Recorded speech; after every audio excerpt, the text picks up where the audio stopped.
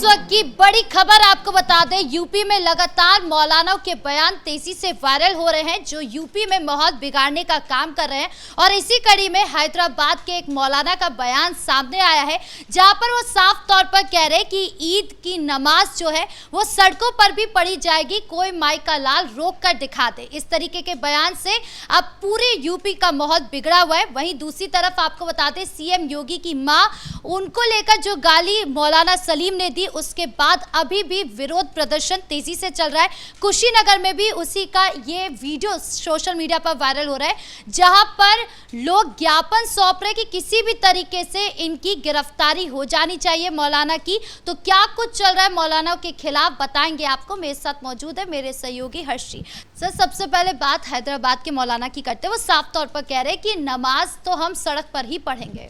बिल्कुल, देखिए, आप इसे मौलाना की संज्ञा ना दें, इन्हें जिहादी मौलाना आप कह सकते हैं। एक तरीके से कट्टरपंथी मौलाना इसे कहा जा सकता है, क्योंकि ठीक मौलाना सलीम की तरह ही मौलाना अयूब की तरफ से बयान दिया गया है। हालांकि ये तकरीर की गई है लंबी चौड़ी और लोगों को ये कहा गया है कि उत्तर प्रदेश में सड़कों पर नमाज पढ़ने पर डंडे बरसाए जा रहे हैं, लेकिन कोई माई का लाल ऐसा नहीं है जो हमें सड़कों पर नमाज पढ़ने से रोक सके। और सीधे सीधे योगी आदित्यनाथ को ये कहा गया, यानी एक तरीके से आप ये कह सकते हैं कि योगी आदित्यनाथ को गाली दी गई। इससे पहले हमने देखा कि योगी आदित्यनाथ की मां को गाली दी गई, उनके लिए अभद्र टिप्पणी का इस्तेमाल किया गया। लेकिन अब एक और जिहादी मौलाना सामने आ गया है और इस जिहादी मौलाना ने योगी आदित्यनाथ को गाली देने का काम किया और बताया कि कोई मां का जनी नहीं है जो हमें रोक सके और हम सड़कों पर नमाज पढ़ेंगे, मस्जिदें फुल हो जाएंगी तो सड़कों पर नमाज पढ़ी जाएगी। और यह हैदराबाद से लेकर उत्तर प्रदेश तक देखने को मिलेगा। दरअसल संभल में हमने देखा है खासतौर पर कि संभल में किस तरीके से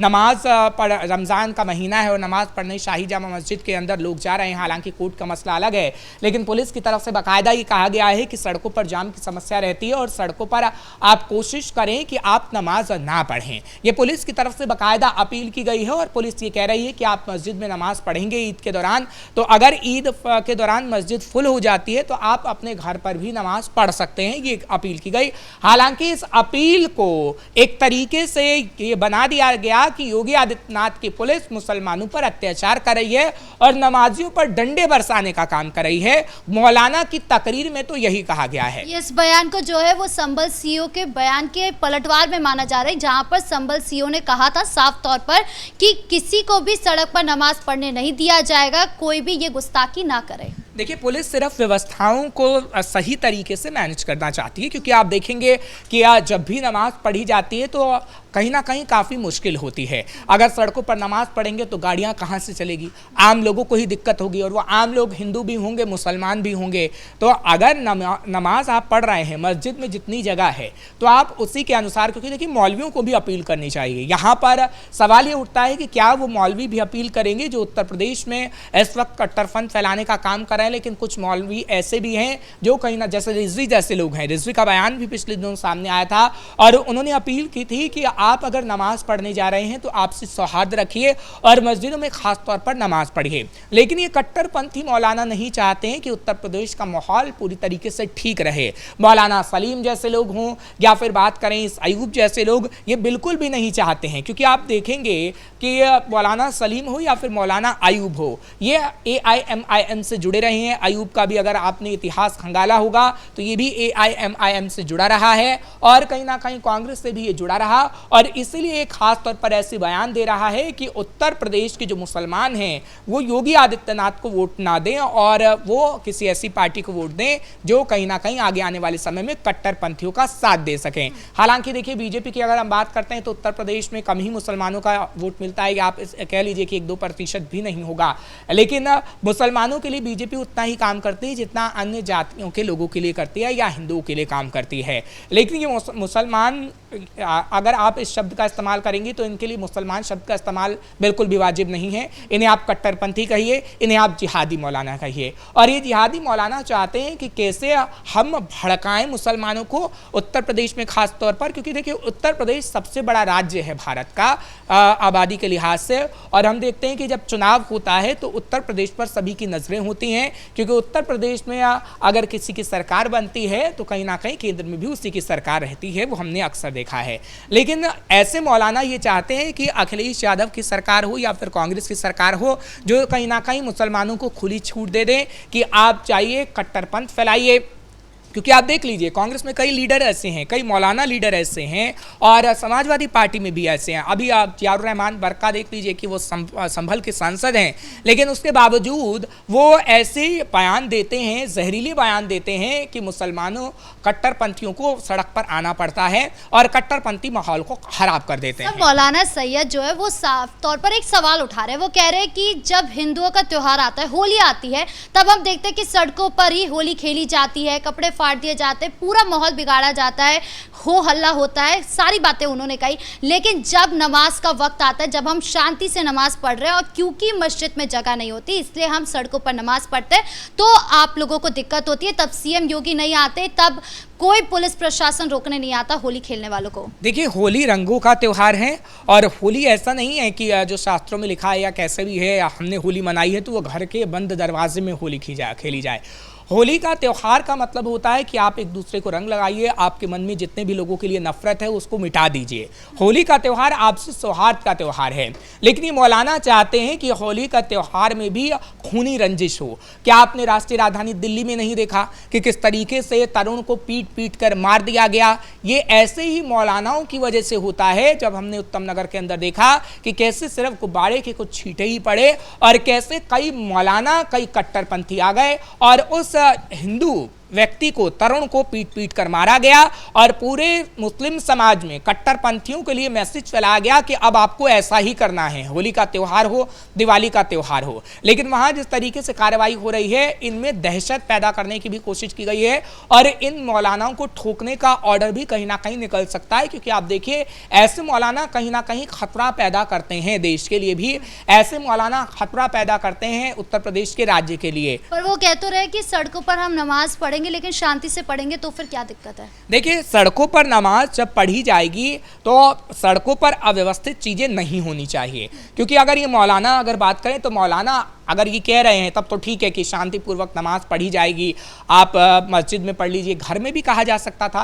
लेकिन इनको ये कहने की क्या नौबत आ गई कि कोई माई का लाल ऐसा नहीं है जो हमें सड़कों पर नमाज पढ़ने से रोक सकता है।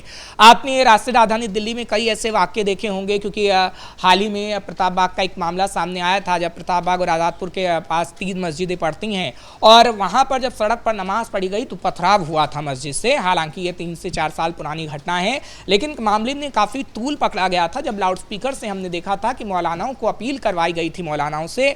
और ऐसे मामले सिर्फ राष्ट्रीय राजधानी दिल्ली में अब तक नहीं आए हैं, उत्तर प्रदेश में कई ऐसे मामले सामने आ चुके हैं।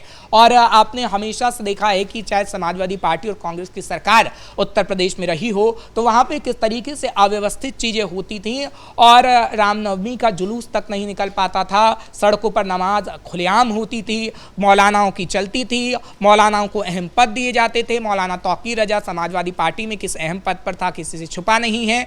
और बात अगर बसपा की सरकार में करें तो बसपा की सरकार में भी ऐसे ही 2010 में हमें दंगा देखने को मिला, नमाज भी सड़कों पर खुलेआम हुई लेकिन कोई व्यवस्थित चीजें नहीं हो पाई हैं। सर, एक तरफ अगर सीएम योगी को गाली दी गई है तो दूसरी तरफ सीएम योगी की मां को भी गाली दी गई। मौलाना सलीम ने हाल ही में दिया था, जिसके बाद से विरोध प्रदर्शन थमने का नाम नहीं ले रहा है। लगातार हम देख रहे हैं कि अलग अलग जिलों में विरोध प्रदर्शन हो रहा है और अब कुशीनगर से ये वीडियो आ रहा है सामने, जहां पर ये मांग की जा रही है कि आप गिरफ्तारी जल्द से जल्द करें। बिल्कुल, देखिए, गिरफ्तारी तो होनी ही चाहिए और ये कहा जा रहा है कि जल्द से जल्द गिरफ्तारी भी होगी, क्योंकि कुशीनगर में जो प्रोटेस्ट की हमने तस्वीरें देखी हैं, ज्ञापन भी सौंपा गया है, लेकिन देर शाम भी प्रोटेस्ट किया गया और आज भी ये खबरें हैं कि पुतला उसका जलाया जाएगा, पुतला फूका जाएगा, क्योंकि योगी आदित्यनाथ की मां को गाली दी गई है। देखिए, मौलाना सलीम और मौलाना अयूब जैसे लोग जानबूझकर ऐसे कृत्य करने की कोशिश करते हैं ताकि जो मुसलमान हैं, आम मुसलमान हैं, उसके मन में जहर भरे योगी आदित्यनाथ के लिए, उसके मन में हिंदुओं के खिलाफ जहर भरा जाए। लेकिन अब ये पैंतरा काम नहीं आने वाला है, क्योंकि योगी आदित्यनाथ ऐसे मौलानाओं को खास तौर पर इलाज भी करते हैं ऐसे मौलानाओं का, और पुलिस इन पर डंडे भी बरसाने का काम करती है। मौलाना तौकीर रजा का हश्न आप इस वक्त देख रही हैं कि क्या हो रहा है। मौलाना तौकीर रजा अब तक जेल से बाहर नहीं निकल कर आ पाया है और मौलाना तौकीर रजा जिस तरीके से उसने कृत्य किया, पहले प्रोटेस्ट के लिए बुलाया लोगों को और उसके बाद खास तौर पर ये कहा कि नहीं, हमने प्रोटेस्ट के लिए बुलाया ही नहीं था। और ये तस्वीर भी हमने देखिए कि पुलिस ने किस तरीके से उस पर डंडे बरसाए हैं और शायद ही वो 10 साल 15 साल या फिर ऐसा भी हो सकता है से कि 25 साल 27 साल तक जेल से निकले ही ना। और अयूब के लिए भी हम इस वक्त पूरे तौर से कह दे रहे हैं अपने दर्शकों को कि मौलाना अयूब भी जल्द गिरफ्तार होगा। हालांकि वो हैदराबाद से है, लेकिन आप देखिएगा कि अयूब की गिरफ्तारी भी होगी, क्योंकि जो उसके जहरीले बोल हैं, अगर आप सोशल मीडिया पर जाएंगे आपने खंगाले हैं, क्योंकि अभी मैं उसके वीडियोस देख रहा था तो उसने पाकिस्तान को लेकर भी कई बातें कही हैं और वो पाकिस्तान के कुछ लोगों से मुलाकात भी करके आ चुका है। ऐसे में क्या पाकिस्तान में जाकर उसने भारत के खिलाफ भी कुछ ऐसी चीजें करने की कोशिश की हैं? अगर इस मामले को हम देखेंगे सामने आएगा तो SIT भी इसमें गठित हो सकती है और आगे आने वाले समय में दोनों मौलाना की गिरफ्तारी हो सकती है। जी, इस मुद्दे पर ज्यादा जानकारियों के लिए बहुत बहुत धन्यवाद। तो कुल मिलाकर एक तरफ मौलाना सैयद है और एक तरफ मौलाना सलीम है, जिनके बयान अब सोशल मीडिया पर तेजी से आग की तरफ फैल रहे हैं और सीधा कहा जा रहा है कि इस तरीके के बयान सिर्फ माहौल बिगाड़ने के काम करते हैं और इसीलिए इनकी गिरफ्तारी जल्द से जल्द होनी चाहिए। अब ये कब तक होता है ये अभी देखना बाकी है। ब्रेकिंग न्यूज में इतना ही। कैमरा पर्सन राजकुमार के साथ मैं राधिका राज।